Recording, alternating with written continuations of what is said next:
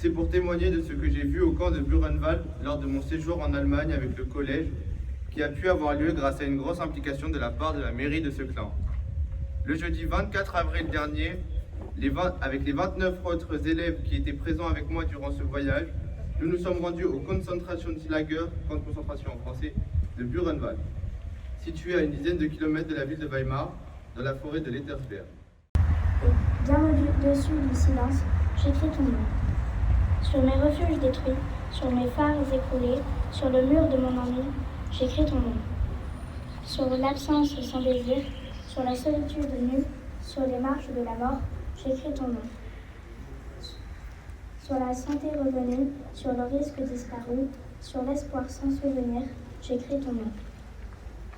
Et par le pouvoir d'un mot, je recommence ma vie. Je suis né pour te connaître, pour te nommer. Liberté, Paul Éluard, Poésie et vérité, 1942. Recueil clandestin.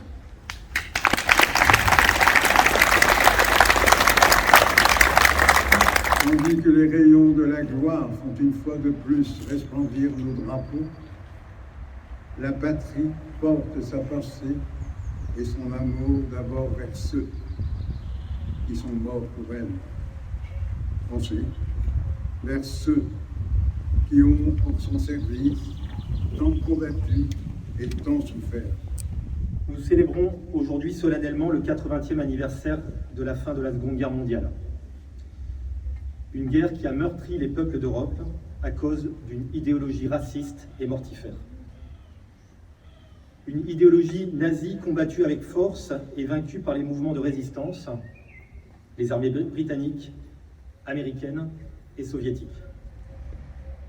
Vaincue aussi par des unités françaises au rang desquelles la première armée du général Delattre de Tassigny, la deuxième division blindée du général Leclerc et encore le commando Kiefer. Notre commune a payé un lourd tribut lors de l'occupation. Nous venons de rendre hommage aux 69 résistants fusillés au fort de Seclin. Et nous avons fleuri la stèle de la potasserie qui rend hommage aux 33 civils et résistants assassinés le 2 septembre 1944 par les nazis en déroute à la veille de la libération de la ville.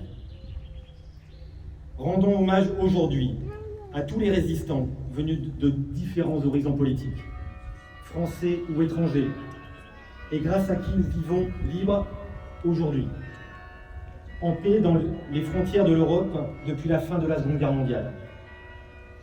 Saluons la mémoire de toutes les victimes du régime nazi. Depuis 1945, nous vivons en paix avec l'Allemagne et le peuple allemand, avec qui nous avons construit les bases de l'Union européenne. C'est l'intelligence du général de Gaulle d'avoir choisi de se rapprocher de l'Allemagne pour bâtir une Europe de la paix.